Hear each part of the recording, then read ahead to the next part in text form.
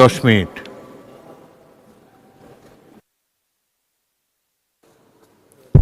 আউযু বিল্লাহি মিনাশ শাইতানির রাজিম। বিসমিল্লাহির রহমানির রহিম। মহান আল্লাহর অশেষ দয়া, বিশেষ রহমত, রব্বুল আলামিন বাংলাদেশকে ফ্যাসিস্ট মুক্ত করে 2026 এবং 27-এর বাংলাদেশের একটি গণতান্ত্রিক সরকারকে, একটি বাংলাদেশের 18 কোটি মানুষের জন্য একটি সুষম বাজেট তৈরি করার জন্য তৌফিক দিয়েছেন। এই জন্য আল্লাহর দরবারে শুকরিয়া।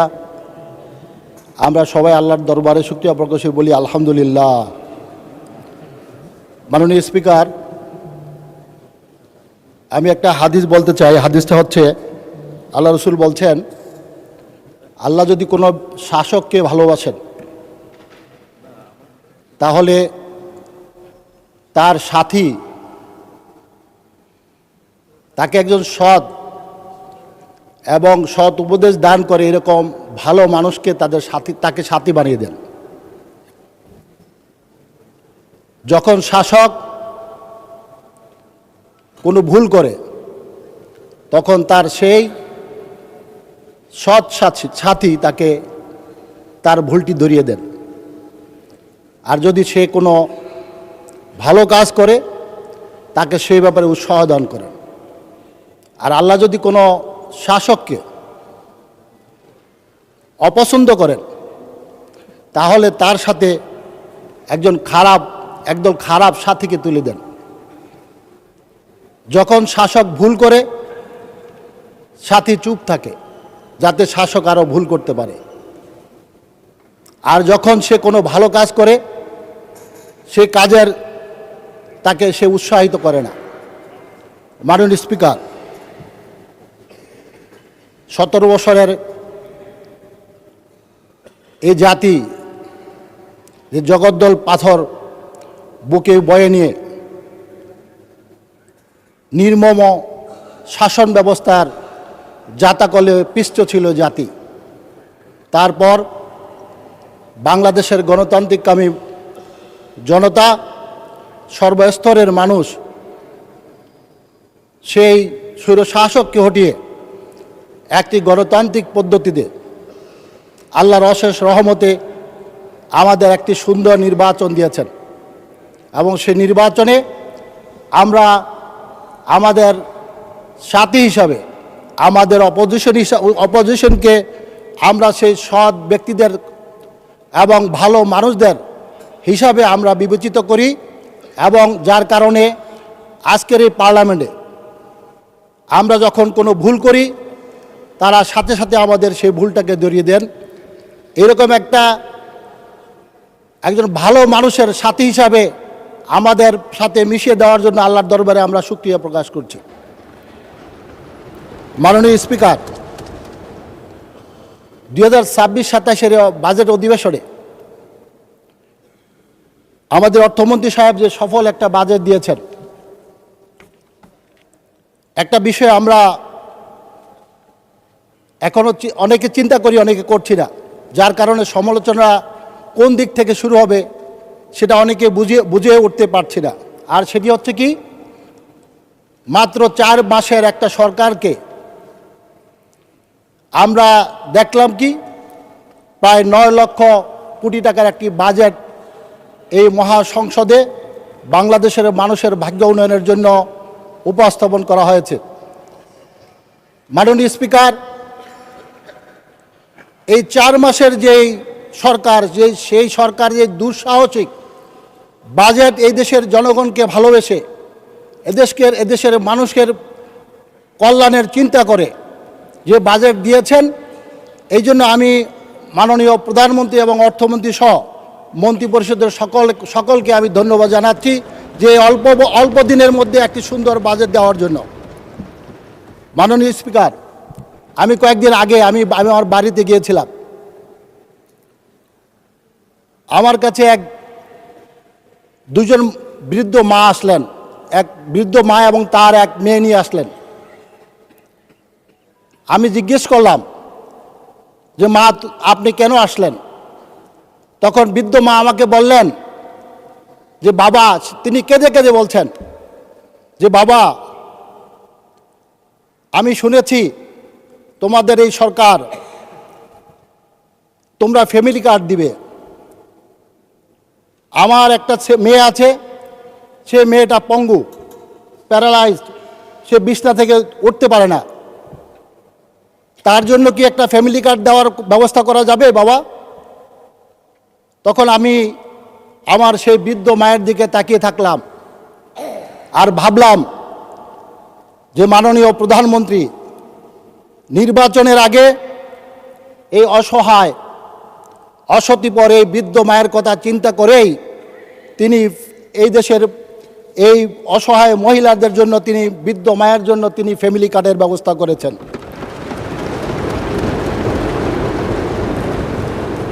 মাননীয় স্পিকার,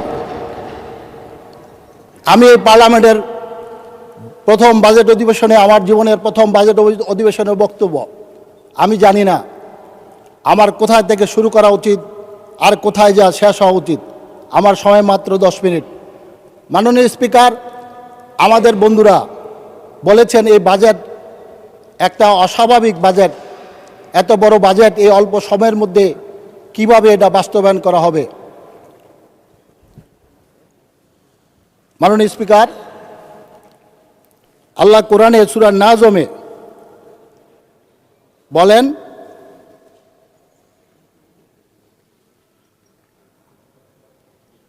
মানুষের জন্য তাই রয়েছে যার জন্য সে চেষ্টা করে, আর তার সেই চেষ্টা অবশ্যই দেখা হবে। সূরা নাজম আয়াত নম্বর 53, 27 নম্বর পারা। মাননীয় স্পিকার, মাননীয় প্রধানমন্ত্রী, মাননীয় অর্থমন্ত্রী সহ বর্তমান সরকার বাংলাদেশের মানুষের ভাগ্য উন্নয়নের জন্য সর্বোচ্চ চেষ্টাটা করবে আর বরকত দিবে আল্লাহ। এই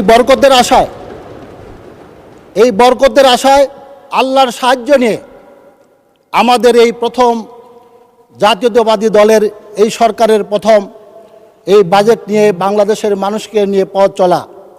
আমরা বিশ্বাস করি আমাদের ইমানের সেই শক্তি আছে, সেই হিম্মত আছে, যেখানে একটা বিধ্বস্ত অর্থনীতি রেখে গেছেন ফ্যাসিস্ট হাসিনা, সেই বিধ্বস্ত অর্থনীতিকে বাংলাদেশের মানুষকে পৃথিবীর দরবারে কর্মক্ষম জনশক্তি দিয়ে এবং দক্ষ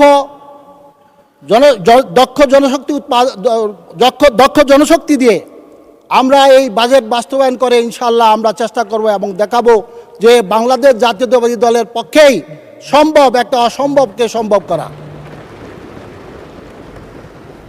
মাননীয় স্পিকার, আমার এলাকায় চর এলাকা, ওইদিন আমাকে ইউনূস সাহেব ফোন করলেন, বললেন আপনার এলাকায় একটা স্কুল এসেছে যেখানে বাচ্চাদেরকে ফ্রি ব্যাগ এবং জুতো দেওয়া হবে, ড্রেস দেওয়া হবে। আমি যখন ওই এলাকায় ওই স্কুলের শিক্ষকদেরকে এই সংবাদ পৌঁছে দিলাম যে মাননীয় প্রধানমন্ত্রী আপনাদের ছেলেমেয়েদের জন্য, আপনার স্কুলের ছাত্রছাত্রীদের জন্য ব্যাগ এবং জুতোর ব্যবস্থা করে দিয়েছে, আমরা এখানে সবাই এক এক এলাকার সংসদ সদস্য, আমাদের গরিব পরিবারগুলার সে বাচ্চারা আনন্দে সেদিন আত্মহারা হয়ে গেল, যে এবং বাবা মারও আত্মহারা হয়ে গেল যে আমার ছেলে, আমার মেয়ে, যার কাঁধে ব্যাগ থাকবে, যার পায়ে জুতা থাকবে, যার গায়ে স্কুল ড্রেস থাকবে। মাননীয় স্পিকার, এটাই হচ্ছে সুষম এবং গণতান্ত্রিক সরকারের একমাত্র উদ্দেশ্য হওয়া উচিত, যেখানে খেটে খাওয়া মানুষগুলো তাকিয়ে আছে সরকারের দিকে। আর সর্বশেষ, আমার সময় শেষ, আমি আমার শরীয়তপুর এলাকার আমি মাননীয় প্রধানমন্ত্রী এবং যোগাযোগ মন্ত্রীর কাছে আমি অনুরোধ করব, আমাদের পদ্মা সেতু থেকে শরীয়তপুর হয়ে হিজলা হয়ে কুয়াকাটা পর্যন্ত একটা রেল লাইন চালু করার জন্য এবং এতে ঢাকা থেকে 2 ঘন্টার মধ্যে কুয়াকাটা। ধন্যবাদ মাননীয় হুইপ।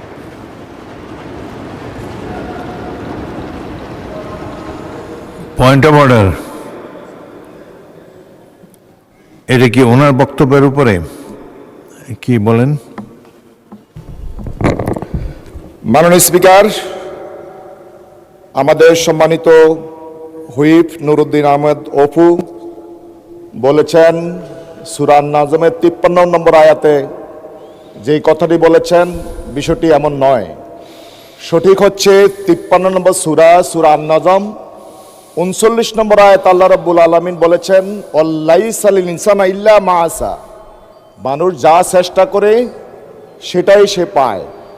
উনি বলছেন 53 নম্বর আয়াত, আসলে সূরার নাম্বার হচ্ছে 53, আয়াত নাম্বার হচ্ছে 39। মাননীয় স্পিকার, আপনাকে ধন্যবাদ। বক্তব্য তো ঠিক আছে নাকি? বক্তব্য ঠিক আছে, আয়াত নম্বর ভুল। না, ওকে, থ্যাংক বক্তব্য ইউ। ঠিক আছে, কিন্তু আয়াত নাম্বার, কোরআনের আয়াত তো ভুল বলা যাবে না। মাননীয় স্পিকার, ধন্যবাদ। কোরআন আয়াত ভুল বলা যাবে না। ধন্যবাদ, বসুন। মাননীয় সদস্যবৃন্দ, পরবর্তী বক্তা।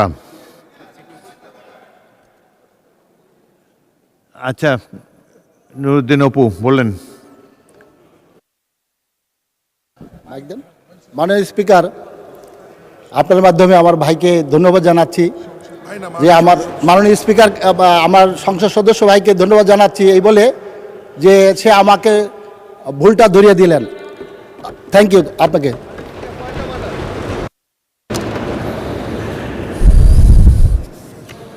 কে? Chief whip. মাননীয় স্পিকার, আমি আপনাকে বিনয়ের সাথে অনুরোধ করতে চাই এবং মাননীয় সকল সদস্যবৃন্দের দৃষ্টি আকর্ষণ করতে চাই যে আজকের লাস্ট বক্তৃতা এবং আজকে শেষ করতে হবে, কাজে আপনি পয়েন্ট অফ অর্ডারটা যতখানি সম্ভব আমাদের অ্যাভয়েড করা খুবই জরুরি আজকের দিনের জন্য। আর যিনি তা করেছেন তাকে ধন্যবাদ, এবং ভবিষ্যতে যদি এরকম হয় তাহলে আমরা আজকে পয়েন্ট অফ অর্ডার না করি তাহলে আমাদের খুব অসুবিধা হবে, তাই আমরা শেষ করতে পারবো না 10:30টায়ও। ধন্যবাদ।